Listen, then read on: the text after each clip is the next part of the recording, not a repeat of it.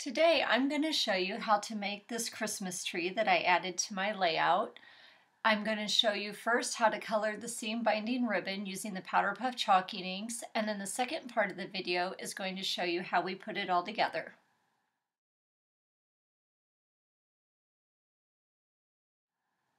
PowderPuff Chalking Ink makes coloring ribbon so easy.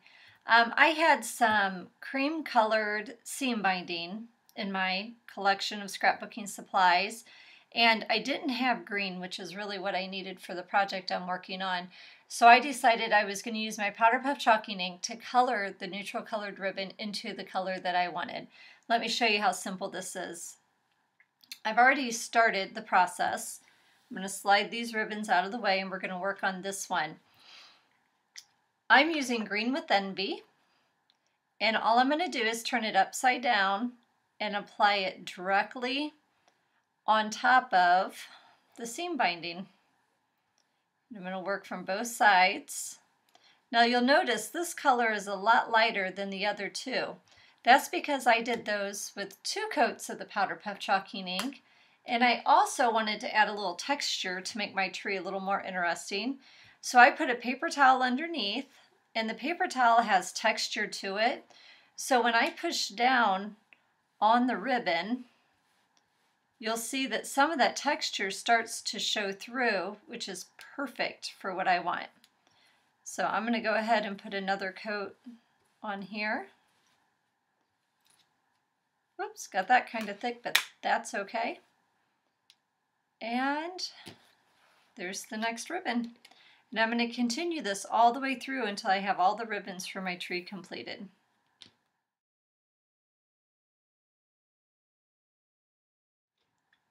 After I let the ribbon sit for a few minutes to dry, to let the ink dry, I started to put some string through it to bunch it together to make my tree. And I'm going to show you quickly how I do that. It's a quick process.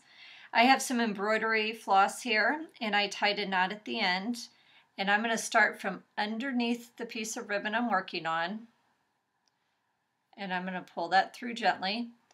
And I'm going to take and just go back and forth with big loose stitches all the way across my piece of ribbon, or in this case seam binding.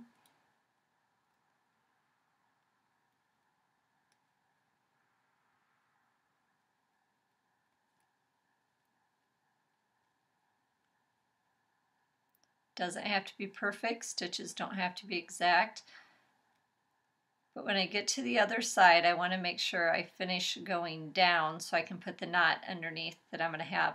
And I'm going to pull that string through. Now I'm going to take and start at this end, and I'm going to work it across the piece of thread I have here to make sure that I'm getting a nice little bunching on it. I don't want to spread it out too far. I don't want to have it bunched up too much. You just kind of work your way across till you get what you want. And by having these in the order I plan on using them makes it easier too, because this is the bottom of my tree. This will be the next layer. And all I'll do is tie a knot at the end and cut that off, and then I'll get ready to bunch the next one. And when I'm all done, I'll have my tree put together. Now that I have all the ribbons stitched and it's scrunched just the way I want it, I'm going to adhere it to my layout. And this is super easy. Just take your ribbon, lay one end on top of a glue dot, and then take the opposite end, lay it on top of the glue dot, and you're going to adhere it to your layout where you want it. And I will continue this all the way down until I have my tree all put in place, and then I'll put the final pieces on my layout. And once I had my tree all done, I added a few ornaments to it, added the photos, some lettering, a few more embellishments, and my layout was complete.